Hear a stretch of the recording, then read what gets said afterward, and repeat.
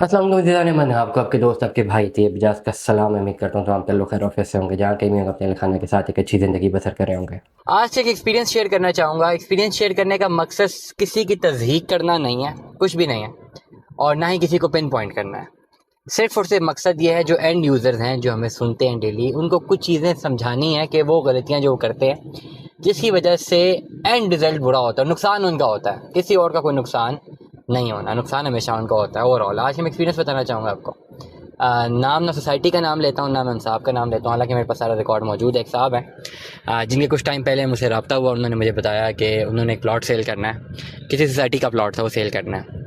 और मैं, जैसे कि आप तमाम तर लोग जानते हैं कि अपने व्लॉग्स में ज़्यादातर मेरी कोशिश होती है जो प्लॉट मेरे पास फॉर सेल आए मैं उसी की बात करता हूँ। वो प्लॉट माइनस में उनकी डिमांड थी, मैंने माइनस में जो है इसका व्लॉग भी किया और वो मैंने मार्केट में जो है अपनी अपने अपने सोशल मीडिया के फोरम में जो है मैंने उसको अपडेट किया। खैर उसकी डील भी हो गई और डील डन भी हो गई। ओवरऑल जो है मैंने उनसे रब्ता किया और उनसे मैंने कहा कि डील इज़ डन। तो उन्होंने, हालांकि नॉर्मली होता ही जब फ़ोन पे बात डन हो जाए तो हमारी तो ज़बान का काम है, simple to be very straightforward, एक दफ़ा ज़बान दे दी तो बस दे दी, बैक ऑफ नहीं होता।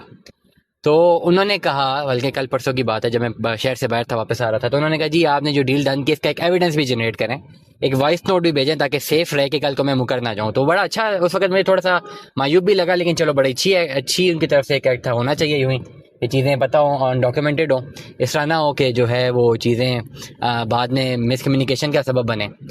मैंने वॉइस नोट भी भेज दी। आज जब मैं हमारी वो थी ट्रांसफ़र थी, मैं जब वहाँ पर पहुँचा हूँ तो पता ये लगा है जी मौसूफ ने मेरे साथ तो डील डन की हुई है और पहुंच भी गए हैं सोसाइटी के, अपने प्लॉट के डॉक्यूमेंट्स लेके सोसाइटी के ऑफिस में ट्रांसफ़र लेने के लिए, और उनके बेटे ने भी किसी के साथ डील डन की हुई है उनके बिहाफ पे और टोकन मनी भी लिया हुआ है, और सेम जो डायमेंशन मेरे साथ तय की हुई है वो किसी और के साथ भी की हुई।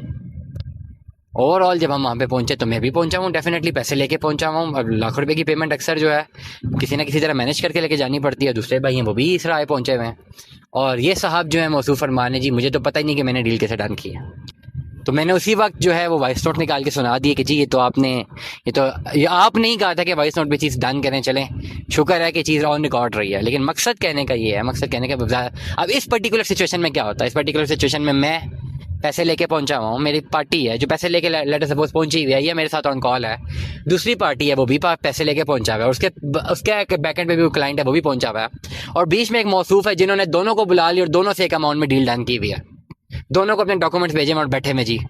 अब यहाँ पे अगर मामला एस्केलेट होते तो क्या होता, ओवरऑल एक जेद, एक परेशानी, एक प्रॉब्लम सबके लिए। ये तो प्रॉपर्टी के मामला आता है ना, इसमें तो छोटी मोटी गलती बहुत बड़ा नुकसान जनरेट कर सकती है। आप 13 लाख की पेमेंट कर रहे हो और आप 13 लाख में एक जीरो अकाउंट डाल दें तो 1,30,000 बन जाता है, नुकसान तो हो जाता है, भुगतना पड़ता है। प्रॉपर्टी में गलती का कोई अजाला नहीं होता, प्रॉपर्टी में गलती का अजाला नहीं होता, गलती की आपको कीमत चुकानी पड़ती है, बात याद रखिएगा। लेकिन आज जो इतनी बड़ी गमा गहमी हो सकती थी, अल्लाह ताला का शुक्र है वो जो भाई थे दूसरे वो मुझे जानते थे, उन्होंने कहा था मैं इनको नहीं जानता, वो मुझे जानते हैं, कहते भाई आपको मैं यूट्यूब पे देखता हूँ, और मैं थोड़ा गुस्से में भी था और उनसे बात करना चाहिए, तो मैंने कहा जी आप बात ही ना करें क्योंकि मैं बात इनसे करूँगा। तो टेक्निकली यही बनता है ना, अगर उन्होंने भी किसी से उसके बेटे से डील की हुई है तो मेरा उनके साथ बात करना मुनासिब नहीं बनता था। लेकिन वो भाई बड़े तमल मिजाज भी थे, बड़ी उन्होंने मेचोरिटी से काम लिया, उन्होंने भी मुझसे बात की, फिर मैंने उनकी बात मानी, उन्होंने मेरी बात मानी और हम एक मसले से निकले।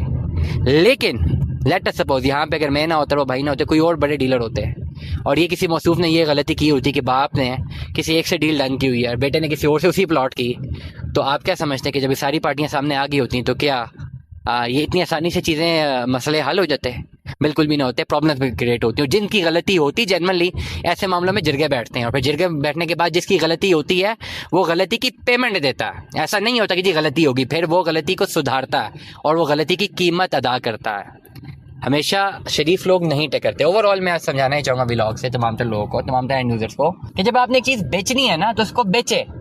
एक बंदा डील करे घर का, पूरे घर ने हर बंदे को अपनी प्लॉट कोट किए होते हैं। वो प्लॉट इतना मार्केट में फैलाया होता है क्योंकि लेना चाहिए भी ना तो लेता ही नहीं है।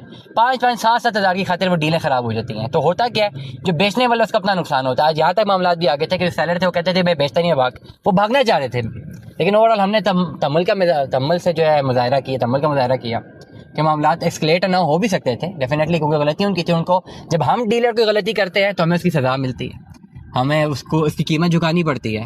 तो जब इस तरह के एंड यूज़र गलती करें तो फिर उनको भी कीमत चुकानी चाहिए। लेकिन ओवरऑल हर दफ़ा शरीफ लोग नहीं मिलते, इसलिए तमाम तर लोग जो अपनी चीज़ें सेल कर रहे हैं, पहली बात तो एक बंदा डील करे, दूसरी बात अगर आप कोई चीज़ बेच रहे हैं आपने पूरी मार्केट को बोला होता है और फिर घर के सारे अफराद ने बोला होता है, हर बंदा अपनी डीलें बना रहा है।